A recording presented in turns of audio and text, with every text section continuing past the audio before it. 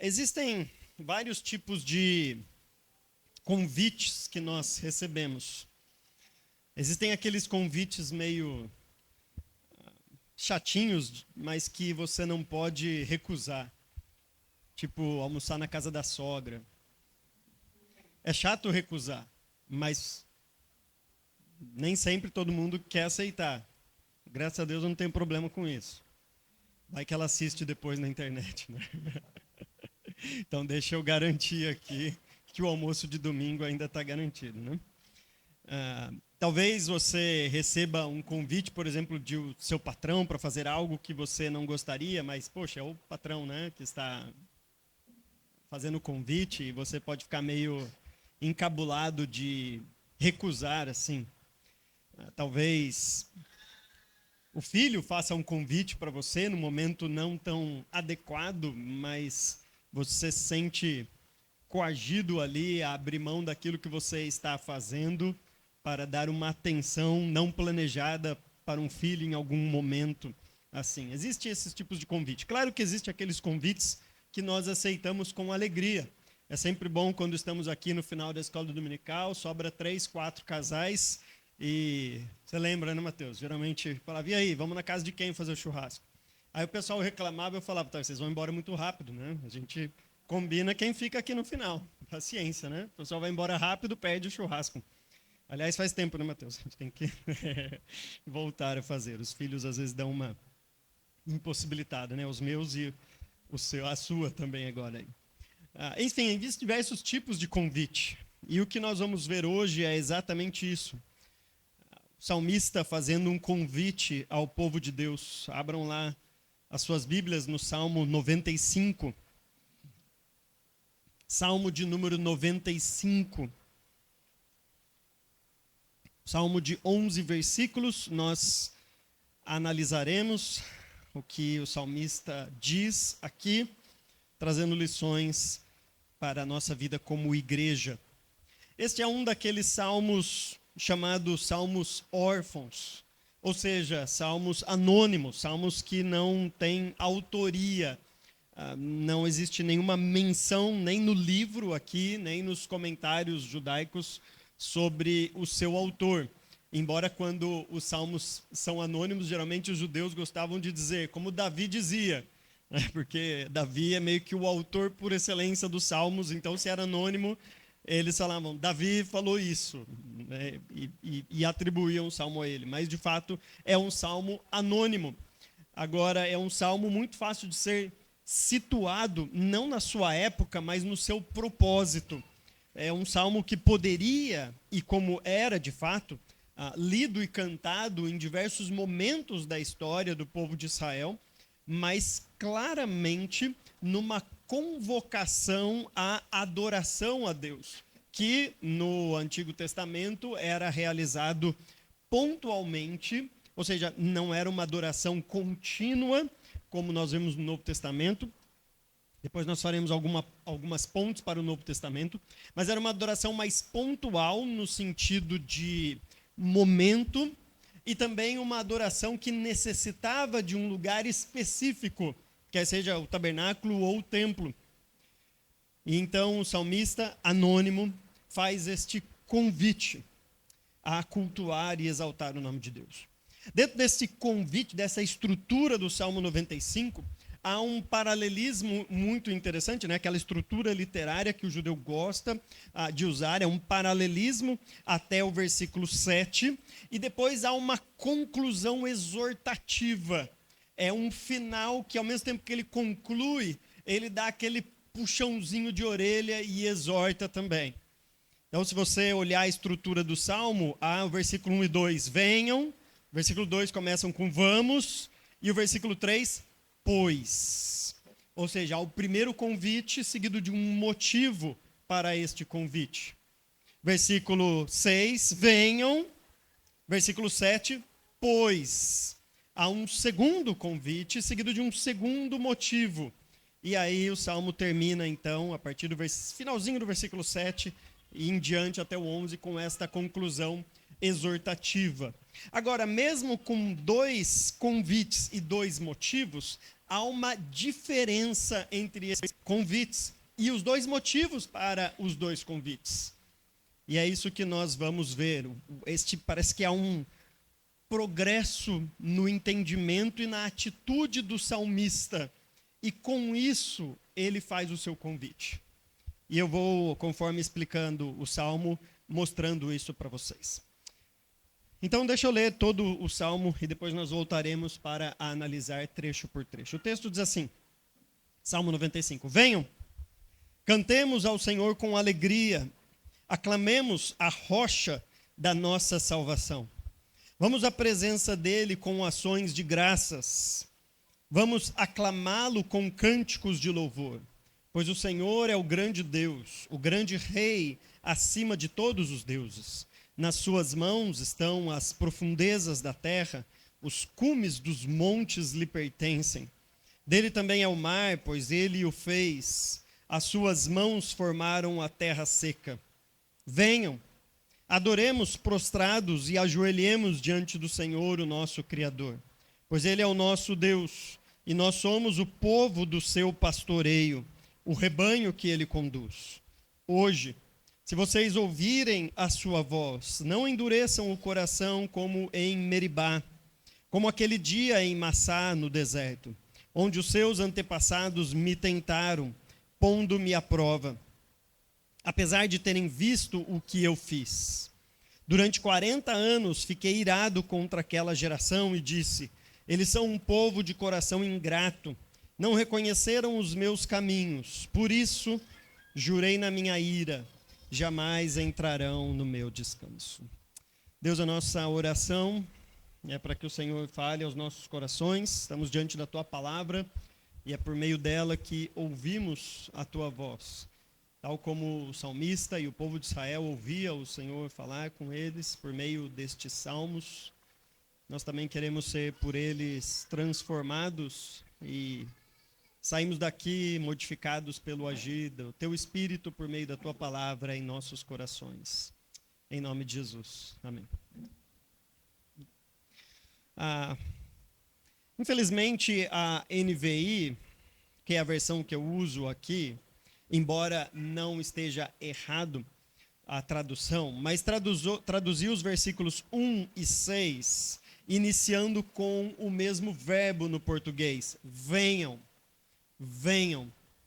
Isso dá a falsa impressão para o leitor que está lendo em português de que são os mesmos verbos. Mas eu espero que alguns aqui, com o tempo, aprendam hebraico e tenham o prazer de ler a Bíblia, quem sabe um dia no hebraico. E se você fizer isso, você vai descobrir que são dois verbos diferentes aqui.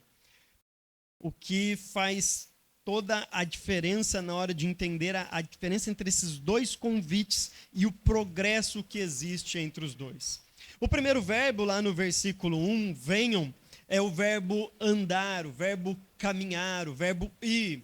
O que me parece aqui, de fato, é que o salmista está ao lado dos seus conterrâneos, peregrinando até Jerusalém, e enquanto ele faz isso, ele está conclamando e dizendo, ei, você aí do meu lado, nós aqui, o povo de Deus, vamos, caminhemos, andemos. Lembra que eles não podiam adorar a Deus em qualquer lugar, eles precisavam estar lá no templo para adorar a Deus, e por isso há este convite de juntos caminharem. A adoração mesmo lá no povo de Israel passava por uma peregrinação.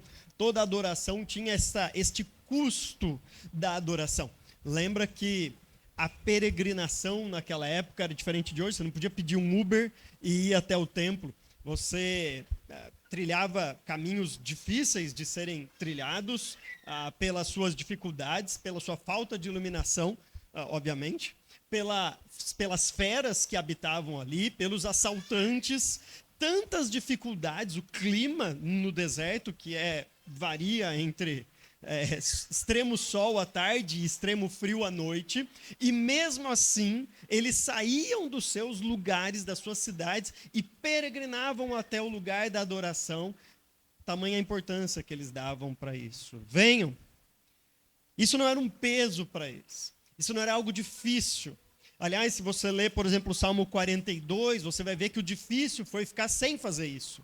Quando o salmista reconhece que a alma dele estava abatida, tremendamente triste por não poder ir até o templo. O salmista diz, eu que conduzia a procissão. Tipo, eu estava lá na frente, né, abrindo o caminho da peregrinação, e agora eu não posso fazer mais isso. O difícil para eles não era se deslocar, o difícil era ficar sem se deslocar, impossibilitados de fazer isso. Tanto é que o convite não é assim, venham, vamos lá, tortuosamente adorar a Deus. Com lamentos diante da peregrinação que temos que fazer. Pelo contrário, o convite que é feito é: cantemos ao Senhor com alegria e aclamemos a rocha da nossa salvação. Este termo aclamemos pode ser traduzido também como um júbilo, um grito, mas não um grito de horror e muito menos um grito dado em guerra, mas um grito de alegria, um grito de júbilo, realmente. Alguém que grita diante de uma alegria muito grande. Por exemplo, quando alguém está meio... Não sei, você viu criança que às vezes não dorme tanto, fica meio sem noção às vezes, né? Não é, filho? E aí, quando está muito feliz, não consegue se conter e simplesmente... A gente consegue fazer isso, né? A nossa felicidade... a gente consegue disfarçar porque a gente aprende a viver meio que socialmente, assim. Então, alguns expressam mais, outros menos. Alguns conseguem estar muito felizes, mantendo o rosto sereno. Outros expressam mais no rosto a felicidade. Criança, não. Criança nem dorme direito. É aquela coisa de um grito que até assusta, assim. Você fala, o que aconteceu? Está feliz? Só está feliz. Até assusta, gente. A gente não está acostumado com isso. Mas é um grito de júbilo, de alegria, realmente. E essa ideia que aclamemos a rocha dê um grito de alegria. Chegou o dia da adoração, chegou o dia de ir até o templo adorar a Deus. Então imagine aquela peregrinação e eles vão cantando, e aliás cantavam os salmos de peregrinação, os salmos dos degraus. Eles vão cantando, eles vão peregrinando, eles vão lá clamando a Deus, dando grito de júbilo até o templo. Versículo 2, continuando o convite, ele diz: vamos até a presença dele com ações de graças. Vamos aclamá-lo com cânticos de louvor. Esse é o principal motivo pelo qual era tão feliz essa peregrinação. Literalmente aqui o texto está dizendo: vamos até a face dele. O judeu gostava de usar essa ideia da face, diante da face, para se referir à presença de alguém. O que parece que traz mais essa ideia de um relacionamento. Porque, por exemplo, se você estiver no mesmo ambiente com alguém de costas, você pode dizer, eu estou na presença dele. Você está no mesmo ambiente. Mas quando você está diante da face de alguém, tente ficar a 1 metro de alguém, olhando para o rosto dessa pessoa, sem os dois falarem nada. Não é esquisito? Não é estranho? Não vai ficar meio constrangedor depois de um tempo? Não precisa nem disso, né? 2 pessoas paradas no elevador, uma do lado da outra, não precisa nem ficar olhando uma para a outra, mas uma do lado da outra já fica constrangedor. Só são vocês ali, parece que se não puxar um assunto, mesmo que seja do tempo, parece que fica esquisito. Tem gente que não consegue se conter e... vai chover hoje, está sol, você está dentro do elevador, vai saber o tempo que está lá. Mas algum assunto. Então. Agora imagina você estar diante da face de alguém, olhando para o rosto de alguém. Percebe? É uma ideia assim, de um relacionamento. Estar diante da presença não é simplesmente dizer Deus está aqui, como ele está em qualquer lugar, porque ele é onipresente. Estar diante da face, estar na presença dele, é entrar num relacionamento, é parar tudo que eu estou fazendo para conversar com ele, para me relacionar com ele, de fato. E isso é o culto a Deus. Isso é cultuar a Deus, de fato. Veja, nós não estamos mais no Antigo Testamento e não somos mais Israel. Então não precisamos ir até algum lugar, um templo, por exemplo, para cultuar a Deus. Nós podemos cultuar a Deus em casa, sozinhos, em família e como igreja. São as 3 formas de culto que existem nas Escrituras. Mas há momentos em que este parar tudo o que estamos fazendo e estar diante da face de Deus é importante. Eu costumo ilustrar isso, eu acho que a gente viu em algum livro, e Aline, eu achei muito legal isso, essa ideia. É a mesma coisa de você, num casal, estar conversando enquanto um está lá picando o tomate e o outro está aqui temperando a carne. Vocês estão os dois na cozinha e batendo papo, e os dois fazendo coisas diferentes. E, de fato, há vários momentos no dia em que isso acontece. Nem sempre toda conversa nossa, a gente para tudo que a gente está fazendo. Várias conversas, nós estamos aqui lavando a louça, o outro está fazendo alguma coisa ali, e os dois estão conversando. Mas sabe aqueles momentos que não dá para ser assim? A conversa é séria o suficiente, exige atenção suficiente para dizer: para tudo que está fazendo. Agora a gente precisa olhar olho no olho. Agora a gente precisa ter um momento a sós. Sem criança se intrometendo, ou seja, lá para as 10 da noite. Né? Agora é o momento de ter essa conversa séria.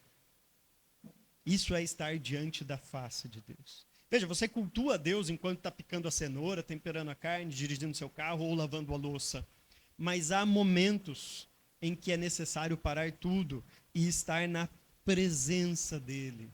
Não na presença onipresente dEle, que está em todo lugar, mas na presença diante da face dEle, se relacionando com Ele, conversando com Ele, olho no olho. Essa é a ideia aqui do texto. Então, o judeu está dizendo aqui, o salmista, vamos até a face, vamos até a presença dele. É hora de nós nos reunirmos como povo e adorar a Deus juntos ali no templo. Vamos aclamá-lo com cânticos de louvor.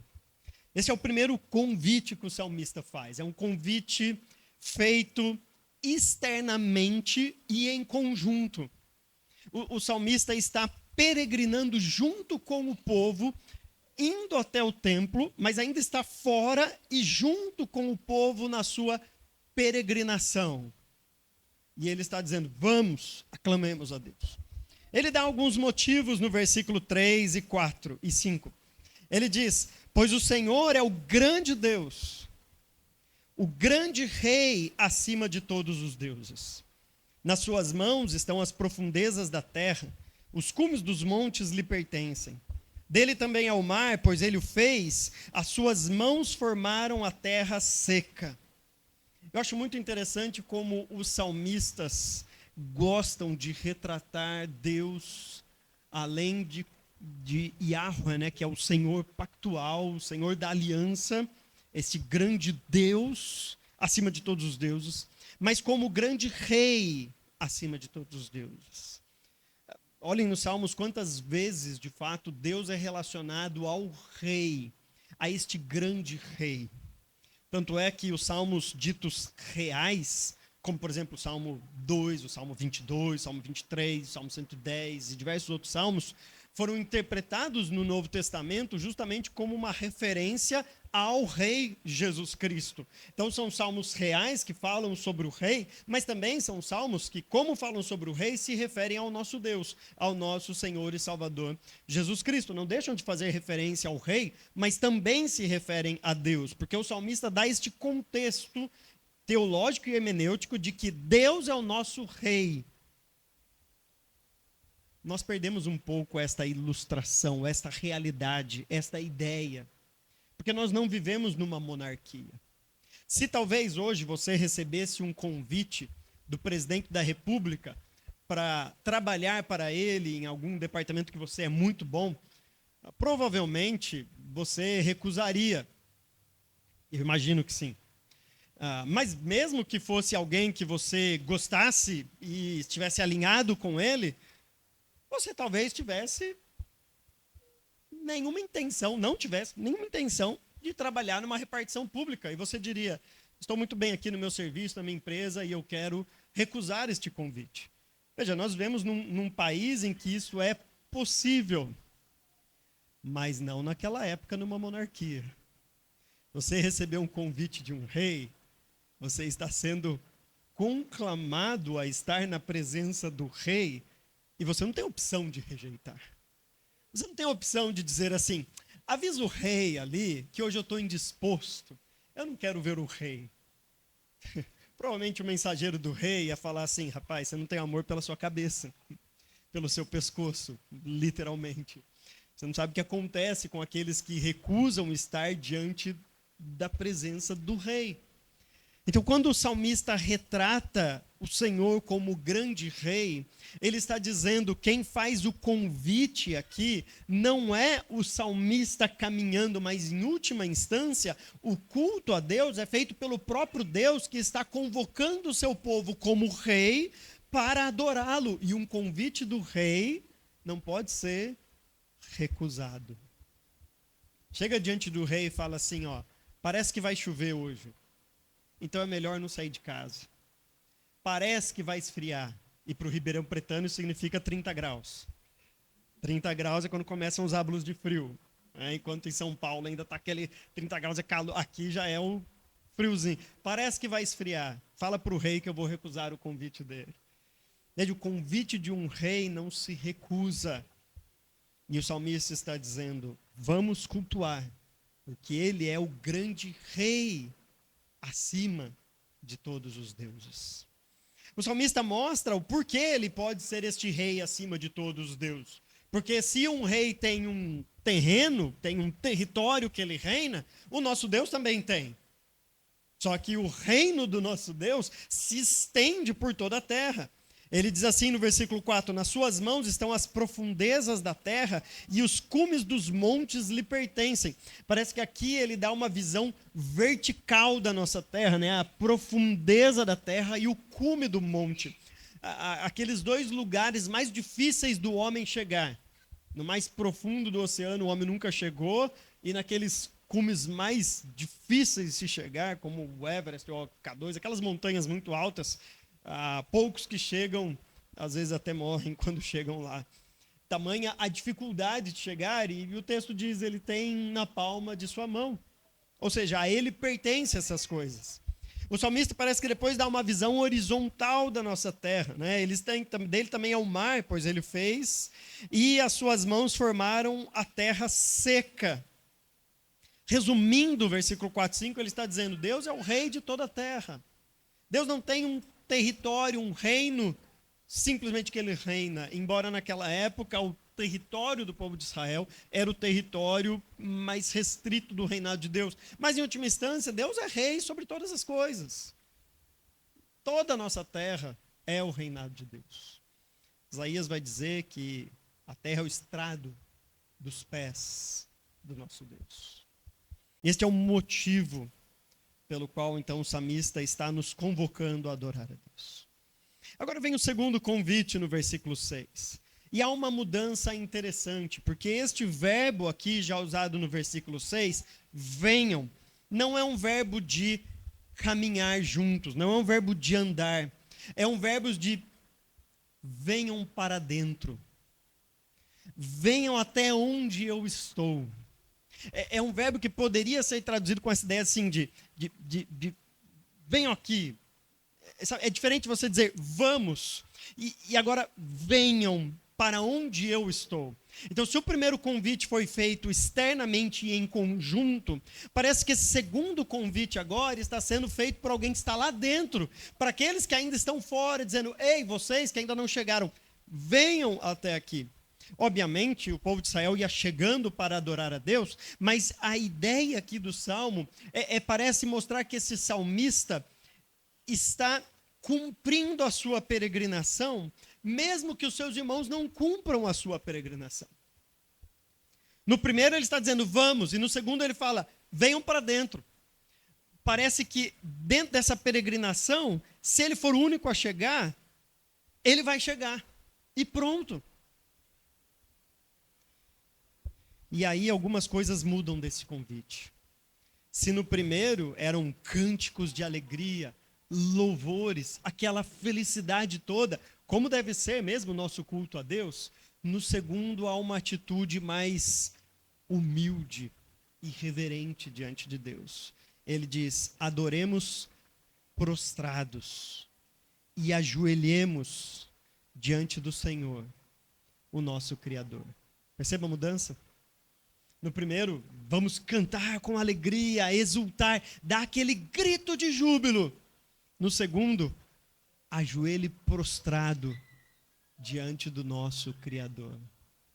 E veja, o culto a Deus é esta mescla de situações. Por exemplo, na ceia, quantas vezes nós tomamos a ceia aqui e lembramos da morte de Cristo? E isso mexe conosco realmente, né? Para quem estava aqui no último culto do ano, foi realmente assim, momentos emocionantes. Nós participamos da ceia e o que foi compartilhado, a palavra que o Natan trouxe aqui também, uma das palavras que foram trazidas aqui, são momentos que lembramos realmente da morte de Cristo, e isso nos toca de fato o coração. Mas depois a gente fala da ressurreição dele.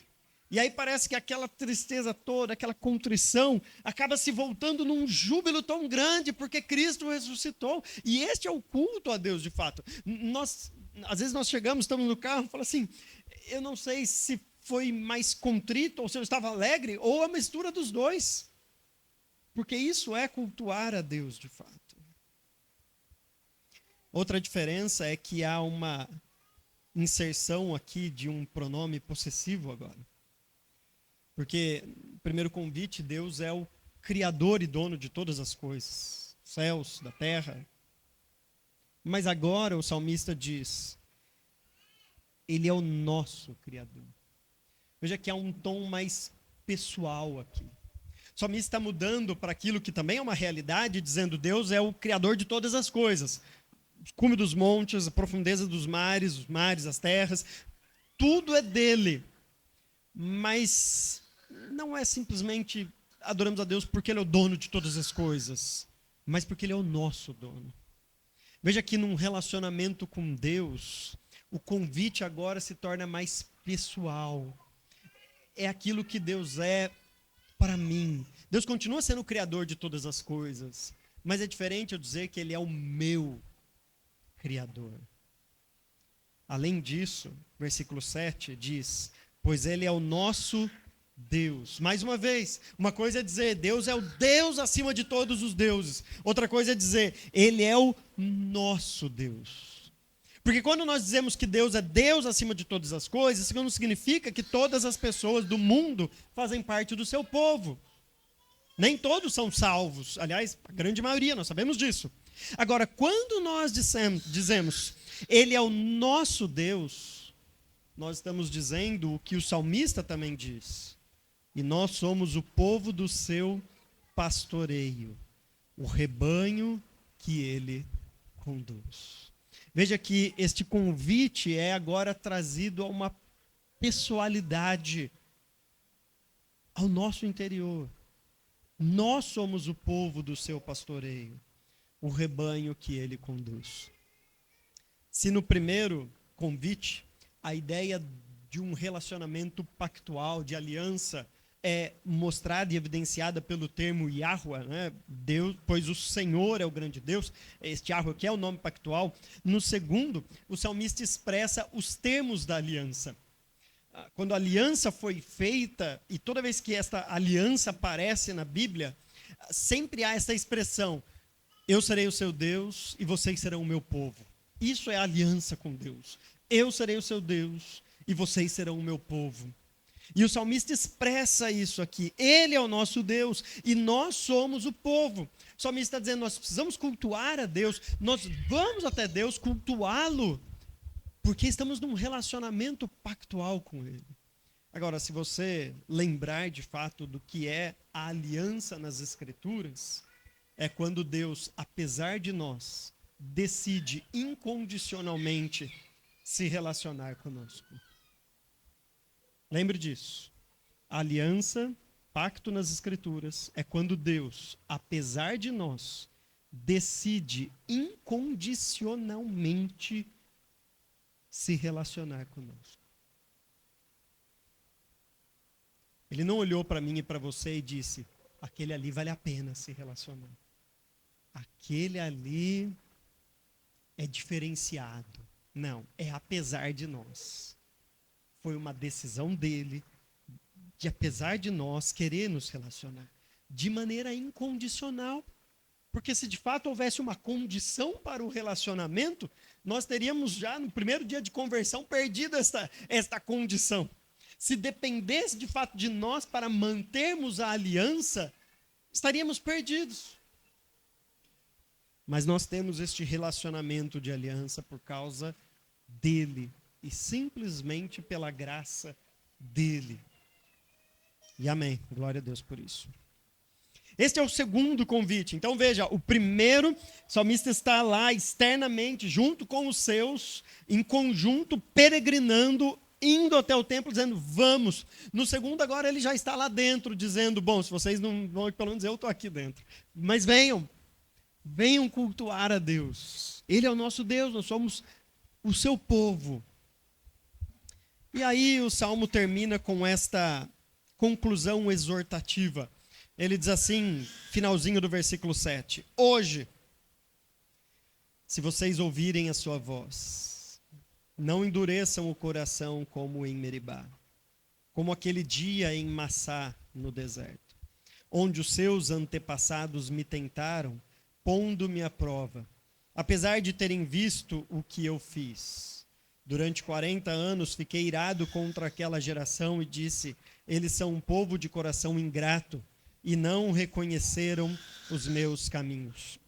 Há um jogo de palavra muito interessante aqui, porque Meribá significa rebelião, ou uma ideia assim, de um povo que se rebela contra Deus. E a segunda palavra, Massá, a ideia de um teste, de uma prova. Então essas duas palavras têm significados muito importantes, mas ao mesmo tempo nos remonta àquele famoso episódio, porque o episódio das águas de Meribá é aquele episódio quando o povo começa a reclamar com Moisés, dizendo assim, poxa, você tirou-nos do Egito para morrermos no deserto? Porque lá tínhamos cebola. Eu fico pensando um povo com saudade da cebola do Egito. Pensa no nível de reclamação.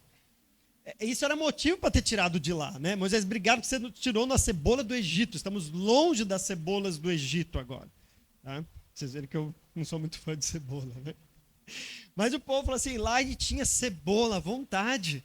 E agora a gente não tem nem água para beber. E Deus fala para Moisés, lembra do episódio de fala na rocha?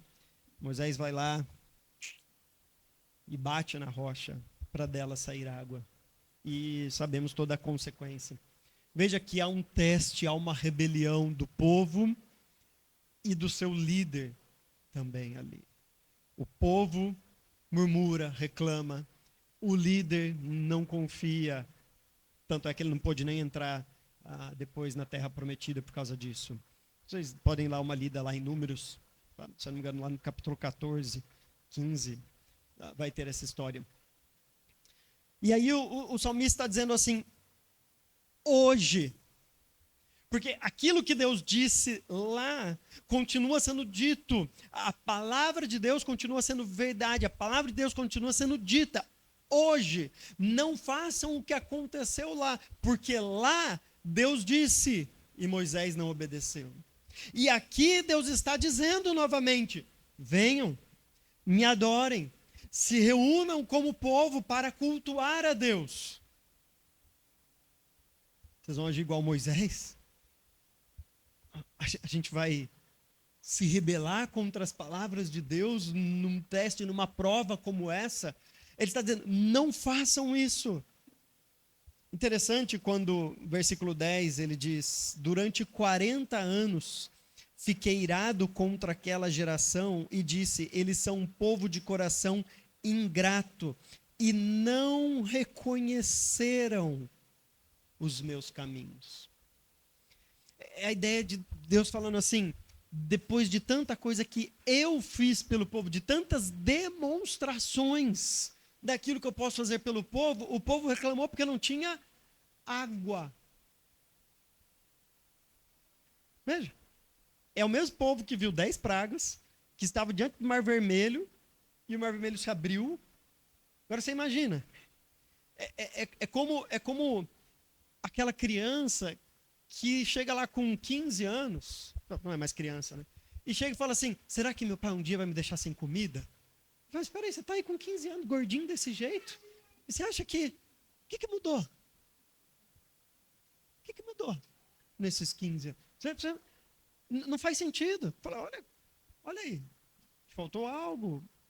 O que ficou faltando? Vocês morreram lá no Mar Vermelho? Vocês foram tomados por alguma praga quando saíram do Egito? Faltou alguma coisa? O que está acontecendo? Está faltando água. Veja como não faz sentido realmente.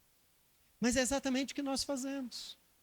Deus nos guarda, Deus nos sustenta, estamos com vida, estamos bem, temos trabalho, temos casa, temos família, temos roupas, temos comidas, temos tantas coisas.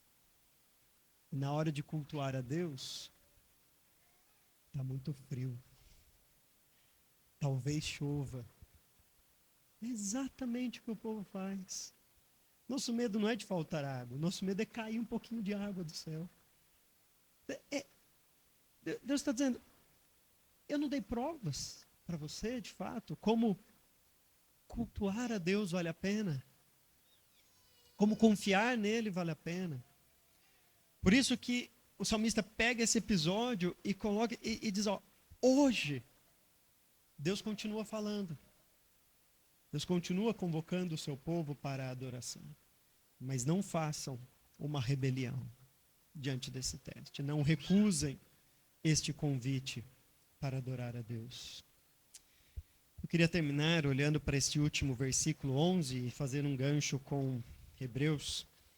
Que o último versículo diz assim, por isso, jurei na minha ira, jamais entrarão no meu descanso. De fato, o povo, toda aquela geração não pôde entrar na terra prometida. O autor de Hebreus vai fazer uma análise muito legal e vejam como ele tem este salmo praticamente na sua mente quando ele está escrevendo o seu capítulo 4.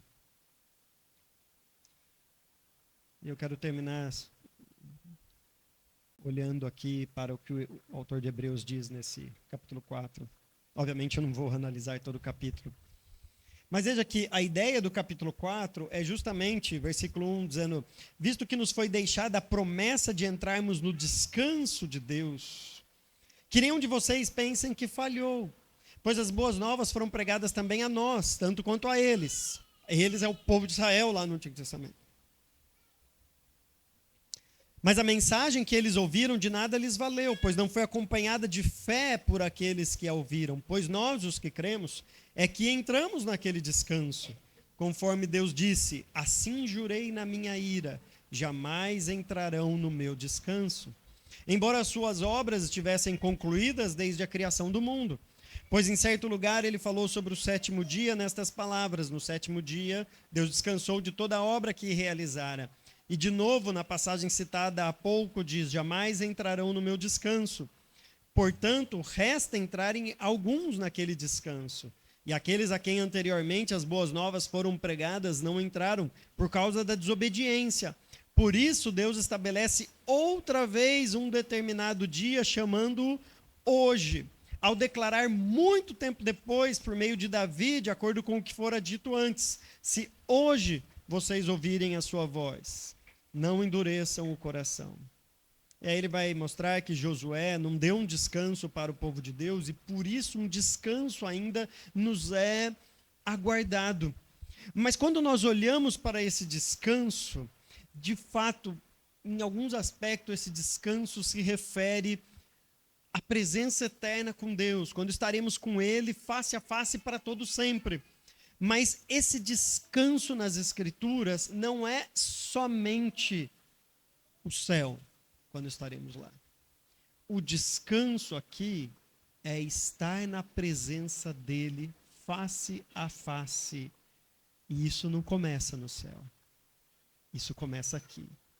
Tanto é que a conclusão, no versículo 14 deste capítulo 4, eu não vou ler todo, depois pode ler, mas a conclusão diz assim, portanto, visto que temos um grande sumo sacerdote que adentrou os céus, Jesus, o Filho de Deus, apeguemo-nos com toda a firmeza à fé que professamos, pois não temos um sumo sacerdote que não possa compadecer-se das nossas fraquezas, mas sim alguém que, como nós, passou por todo tipo de tentação, porém sem pecado. Assim, aproximemo-nos do trono da graça com toda a confiança, a fim de recebermos misericórdia e encontrarmos graça que nos ajude no momento da necessidade. Veja, a conclusão não é assim, portanto, aguardemos, porque um dia estaremos no céu nesse descanso. A conclusão é, portanto, estejam diante da presença de Deus. Se aproximem do trono da graça com confiança. Esta confiança é justamente porque a fé que os faltou ali, como o autor diz, é aquela que nós temos. E da qual Hebreus capítulo 12 vai dizer que Jesus é o autor e o consumador. E é por isso que nós temos esta confiança de chegar no trono da graça. E isso é entrar no descanso de Deus. Irmãos, quando nós cultuamos a Deus, eu sei que muitas vezes é árduo, no sentido de o domingo muda, você tem que se planejar. Às vezes está de fato chovendo, está frio, fura o pneu do carro, criança dá trabalho, faz o que não deve fazer no momento errado, precisa ir no banheiro. É tantas coisas que acontecem. E eu sei que às vezes, diante dessa correria toda que é a nossa vida, a gente tem que fazer e se desdobrar tanto assim para estar num momento como esse cultuando a Deus. Mas quando nós estamos aqui, é um momento de descanso. É aquele momento que estamos diante da face de Deus, nos relacionando com Ele. É aquele momento que a gente começa a ouvir um louvor, ouvir uma oração, abrir a palavra de Deus e dizer assim, que bom estar diante do nosso Deus. E talvez, uma vez aqui dentro, dizer para as pessoas, ei, venham para cá. Venham cultuar a Deus, que vale a pena.